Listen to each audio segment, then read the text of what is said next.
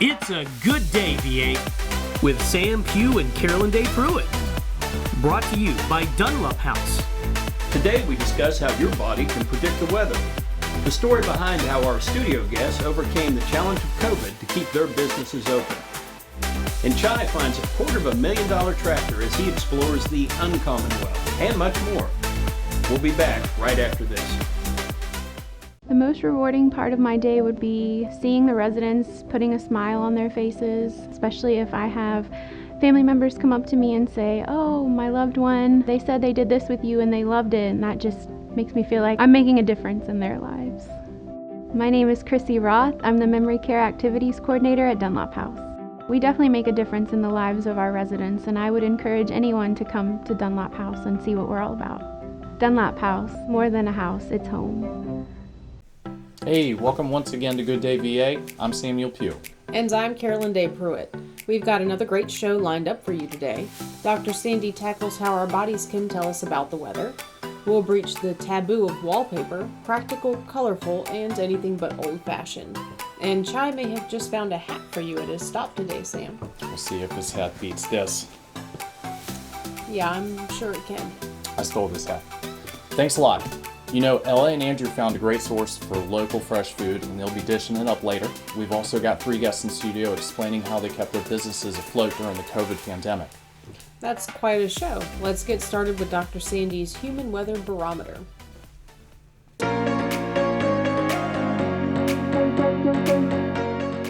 Hello.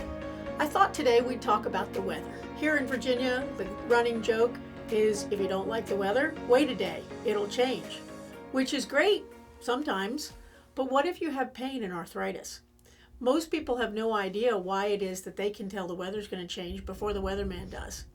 When you have joints, joints are designed to move. So any joint in your body, like your elbow, is designed to move, but if I've done something to my elbow that's changed the way that joint is moving, instead of it moving the way it's supposed to, over time that joint is going to become arthritic. We see this in various parts of the body, very common to have problems in the hips and the knees and the spine. There are a lot of things that you can do about it and some things that you can do to try to prevent it. Realize that any movable joint has what we call a capsule wrapped around it. Have you ever been on an airplane or driven up a steep hill on a mountain and feel the pressure change in your ears? That's your body adapting to the change of the atmospheric pressure around you. When a joint becomes arthritic, what happens is the capsule that surrounds the joint doesn't adjust to the atmospheric pressure like the rest of your body. Notice when you go up a hill or you're up in an airplane, you'll feel the change in your ears. That's your body adapting to the change in the pressure around you.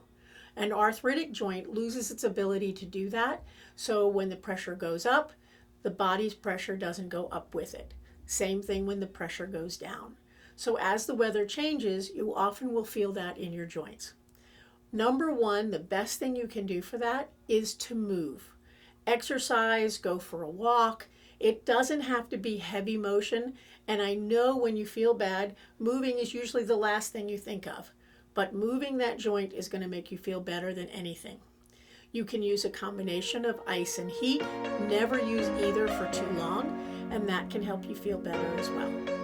Have a great day and enjoy the weather.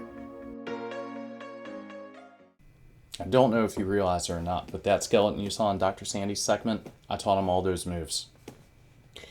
Let's keep rolling before you start breaking those moves out in the studio. Michael, it seems some people have a fear of wallpaper. How can we get past that design stigma and use wallpaper to make splendid spaces?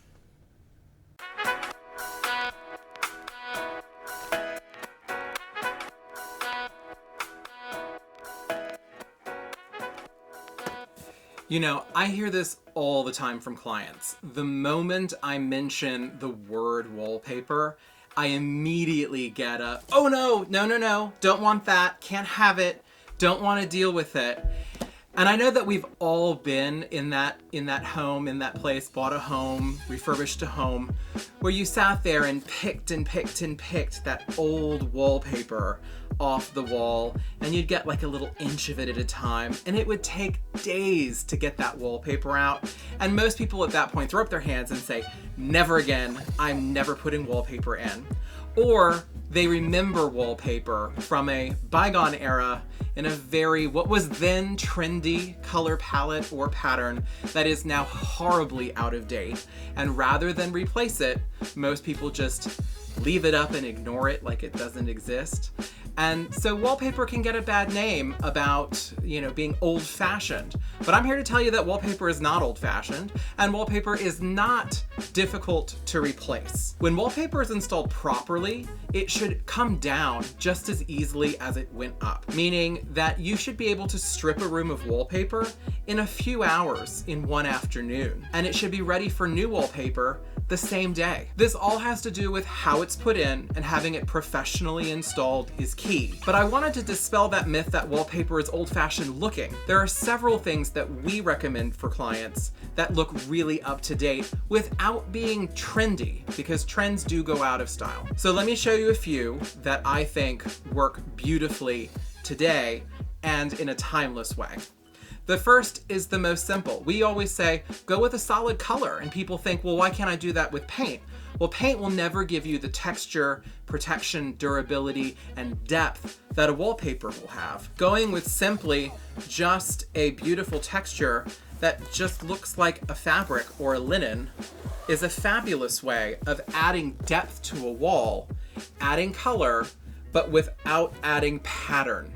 So this just has a lovely soft texture to it that really softens the wall and gives you that finished feel without it just looking like painted drywall.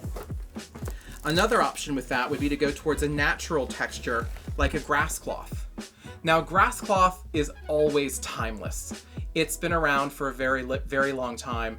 You can't go wrong with grass cloth. And if you do it in a more contemporary way, like this is a vinyl, you can apply it into spaces like bathrooms and kids' rooms, hallways that get a lot of wear and tear, and places where you wouldn't normally want to put a more delicate grass cloth. If you want an updated pattern on a wall, a great way to go would be to go with a bold color palette in some bright tones. These bright tones work so well in a space, add a lot of color, don't be afraid of color, and can give you that updated floral look that you're looking for. Keep in mind that most florals and other botanical looks will eventually go out of style, but not for a very long time. Other more interesting ways of treating a wall with wallpaper are to go with some really chunky, heavy textures. These grass cloths here have a woven effect, which gives a lot of depth to a wall. Right now, you're seeing a lot of trends with walls that are more natural looking. Those organic trends can come into wallpaper as well.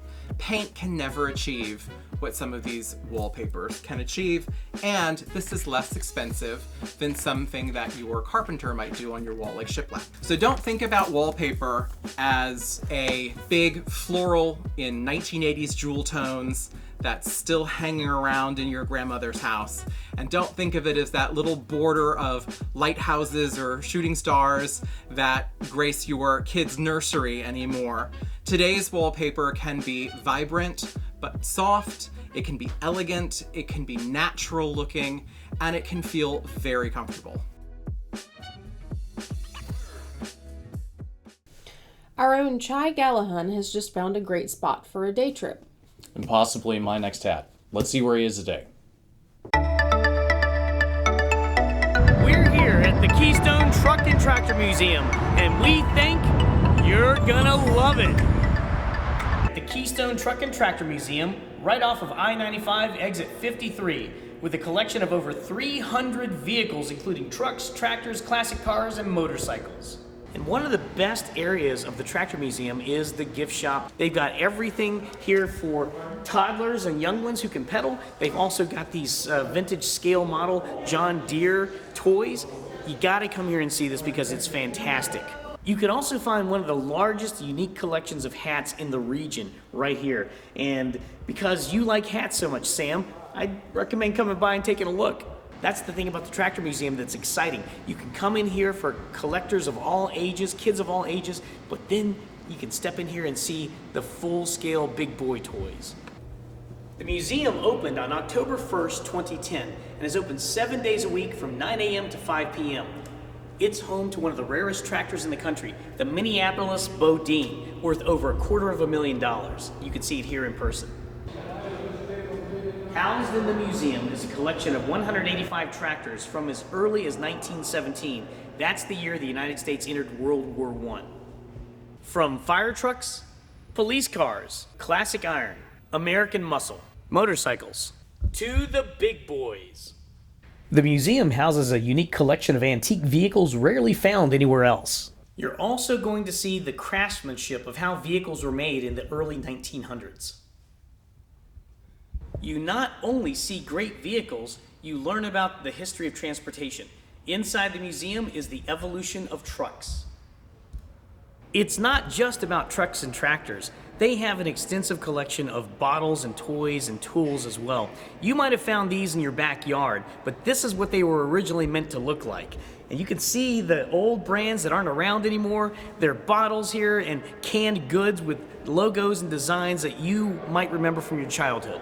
In the 1930s, Virginia had over 300 canning companies, and this display includes canned goods from Virginia as well as Southern Biscuit Works, unique to Virginia. These aren't toys. These are scale model replicas and promotional products produced for the trucking companies, not available to the general public. The collection is over 1,800 pieces, and it is amazing to look at. These are so much fun. Hungry? One of the hidden gems in the entire area is the Keystone Grill adjacent to the gift shop. Open 7 days a week from 7 a.m. to 3 p.m., serving breakfast and lunch all day long. As an added bonus, you get a panoramic view of the museum.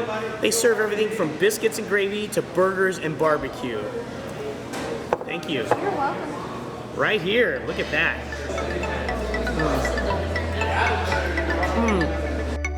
Experience America's agricultural heritage, the Keystone Truck and Tractor Museum. COVID has been a challenge for all of us, but our three guests have found a way to survive the pandemic in the business world. As many have suffered the real threat of closing their doors forever, our guests have continued to operate in the face of this adversity. So we have from the entertainment industry, Lauren Willis, Beacon Theater. We also have restaurateur Meredith Dean, owner of Roja Taco and Waves Sandwich Company. And from the service industry, we have Darren Hill, the owner of Personal Touch Beauty and Barber Salon. Let's start with Lauren. What were the initial challenges as all this started? Well, the initial challenge was just to find a way to keep the business open. We were closed down completely, and we still have payroll that we have to meet, and we have a lot of expenses, as you can imagine, to run a theater. So what we had to do was we had to find creative ways, to get money to come in to keep the doors open. So Meredith, you launched Roja Taco in 2019, and then you launched Waves right in the middle of the pandemic. Why did you decide to launch that second location in the height of all of the chaos? We really saw a need from people, people wanting food that was fresh and that was, we could provide locally. I think that we were having a great time doing Roja, and we just wanted to move into something different. Mr. Hill, Yes. You operate a business that has extremely close contact with your customers. How did they react, and how did you react to the new reality? People were scared. Some of our clients even passed away. That's the reality of it. Did you find that the socialization that happens inside intimate settings like that, is that different now? Much different because people are not in large gatherings anymore. So they're talking more, they're socializing more. It's like, man, I'm glad to get out. We call it the COVID look. Guys come in, the beards are down here, the ends are split because they haven't had trim and things like that. They haven't had that deep conditioning. Everybody's on YouTube trying to, see how to cut their hair, how to do their hair. Then they come back and it's botched up because of what they've done. So we do a lot of those, but it's been interesting to navigate through this even now. So Lauren, as far as financial help, PPP grants. Were you able to get any outside money being in the entertainment industry? Yeah, the first thing we were able to grab was the PPP loans that were available through the Small Business Administration. We received a second round of PPP in 2021. The federal government came up with a shuttered venue operators grant. We finally, at the end of December, received a rather substantial funding from them, which would allow us to, to go through as we get back on our feet and get back towards 100% again. Well, we received some funding from the City of Hopewell, and then there's another grant that we got from the state of Virginia that helped pull us through. Meredith, same question. Any significant help through those PPP programs? Yeah, we did get some of the help from PPP programs. Our problem was that we did not have the financials to back us up because we opened at the last month of 2019. So you had to have a year or 2 years financial records in order to, get those grants. So we were not as fortunate to get that, which is where it was much more of a struggle for us to make it through this COVID pandemic here. So we did get a grant from the City of Hopewell that was not based on previous. As long as you were in good standing with the City of Hopewell, you were able to get this grant. So Darren, same question. Outside help as far as financials for the business. Well, mine's a little different, being that I serve on the city council for the city of Petersburg. So with that, I got a little help, but I was very reluctant to get any help at all because of the negativity that would have came with it. It's pretty laudable to avoid even the appearance of a conflict of interest, but was that decision making happening at the city level or the state level? More at the city level. My struggle was a little different than most, especially in the position that I'm in. So admirable. I'm sure it's appreciated. Yeah, well, I look back on it now, and I listen to these guys and other people saying I got X, Y, and Z, and I was like, well, yeah, it's admirable now, but at the time, it's been rough. At what phase could you start getting back to normal? How long were you shut down? The doors were shut from March 12th when everything started to fall apart. And then our first show that we actually brought people in for was July 22nd. Again, a lot of restrictions for restaurants. Obviously, as you said, you were basically a takeout, walk up to go kind of restaurant for a while. So, in what other ways did you deal with those restrictions? We have 847 square feet in the place, and the bar is even smaller, this little counter area. So we had to could put one person here, a party here and a party here, and it was still just, it was just kind of lonely if you were in there. From the back dining room, everything also had to be 6 feet away. So we had to take out 2 tables in the back, and we actually never replaced them because it seems more roomy and it's, fine back there. That patio outside, again, though, really helped us out. Darren, once you opened back up, what was that like? What did you have to do? And were your, clients, were they reluctant to come in person? Well, we would call them individually, like we do when they make their appointments. In between each of my salon chairs, we had dividers up. I had to go out and buy dividers. In between my my dryer chairs, I had to put up dividers. And I had a complimentary mask. I had hand sanitizer and had the signs on the door. I wouldn't let anybody come in without a mask, And then recently, since the shots have come, I've been polling my clients to see who's been vaccinated. What is the biggest key to surviving COVID, and what is your plan moving forward? The biggest key is just to keep on top of what the regulations are that you need to follow. We actually had an entire section of the executive order that explained what we were supposed to do. So understand what it is that your duties are. Mm-hmm. And if you can understand what your duties are, then you should have no issues. Correct. Yeah. So moving forward? Moving forward, once again, we would just follow what the CDC and the Commonwealth of Virginia require us to do. And we will keep our doors open, and we'll invite up to 665 people to come into our shows. So Meredith, how are you feeling? Strategy going forward the next couple of years? Same thing, just continuing to work hard, making sure we have a pulse on how people are feeling, what's going on. We keep track of all the restrictions. Maybe open up a third restaurant? Yeah, not tomorrow, but definitely we've got plans for the future. Darren, same. Is business trending back to how it was in 2019, and what's next for the salon? Well, same. We just following the rules and just trying to stay afloat. And clients are feeling more relaxed now. We just try to, push through this, the best way we can, like all of us are doing. Better days are ahead of us. Excellent. Well, that was really great. I think everyone learned a lot, so we certainly appreciate you coming down to speak with us. Thank y'all so much for being here with us. Thanks for having us. Excellent. Surviving the pandemic is one thing, but Ella and Andrew have found a place that may just enhance our overall well-being. Coming out of COVID healthier. Now that would be great. Let's go to Ella and Andrew.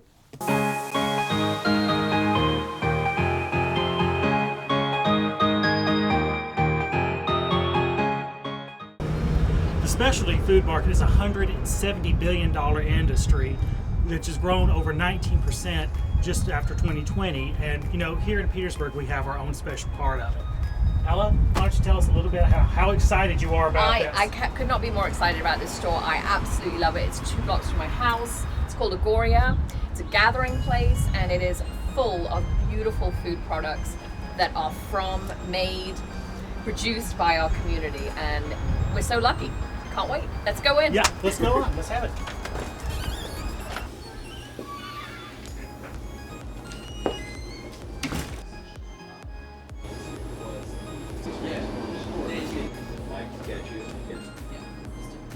We're now inside with Trent Jackson. What's your role here, Trent? So my role is Director of Developmental Alchemy, which is essentially just alchemizing local connections with farmers and producers from the store. Tell us a bit more. What does it mean to be a specialty food store? So really, specialty is a situational and contextual word. However, with the products that we have here, they are products that are more niche and that you won't find at traditional grocery stores, that you won't find, at every other street corner. These are products intentionally curated with very specific needs that consumers may be seeking. For instance, health, wellness, well-being related. As we approach a new year, often our thoughts turn to eating more healthily.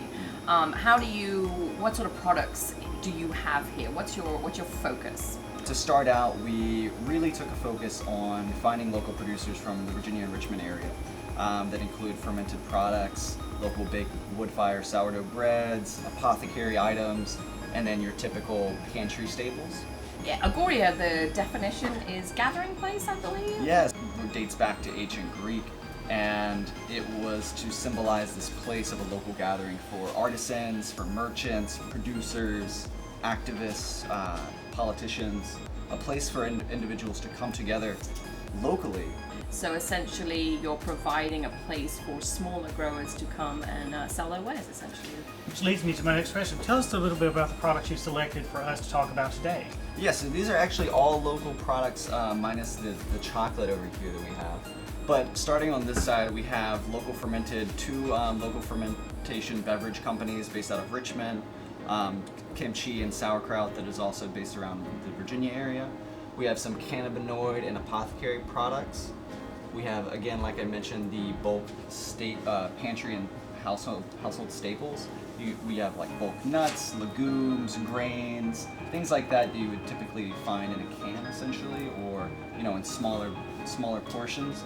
And then we also have the local produce, the greens, the bread, chestnuts, broccoli, mushrooms. And you kind of take things a little further than a regular store, right? It's sort of an educational component here. Because I think some people might look at some of these products and go, what in the world is that, and how would I use it? So how do you help people who might be a little intimidated? Yeah, and I guess that goes back to the whole concept of specialty foods. And really all that means is they could be viewed through the terms of esoteric, or that they have, again, really specific explanations of how to use them. For instance, we have the chamomile flower, right? That is something that someone is maybe coming in the door looking specifically for something that can help them relax or wind down or de-stress in the evening, right? So that allows them to essentially pinpoint something, a desire or need that they're searching for, and maybe curate it themselves with also the intention or the ability to have someone else, behind the counter working to help them co-create that experience. with Yeah, themselves. my experience so far has been that people behind the counter are always very knowledgeable about the products, which is really refreshing, especially when you're trying to approach a new style of eating in order to become more healthy, and it just makes it makes it less intimidating and more accessible. Yeah, and we're no experts by any means. You know, we're on this journey of learning together with the consumer. So how important is an outlet like this for local farmers? So really, it just allows for a lower barrier to entry for entrepreneurs or fruit producers trying to get into and create their own product or create their own business. The purpose of the store is to allow individuals to take the power of health back into their own hands. Thanks for joining us for another show. And of course, a special thanks to Dunlop House who have made this possible. And thank you again to all of our sponsors. Seems like there are plenty of reasons to be excited about living in the Commonwealth. Yeah, we're not Baltimore. Tune in for the next episode of Good Day VA right here at lnnusa.com. Have a good day, VA.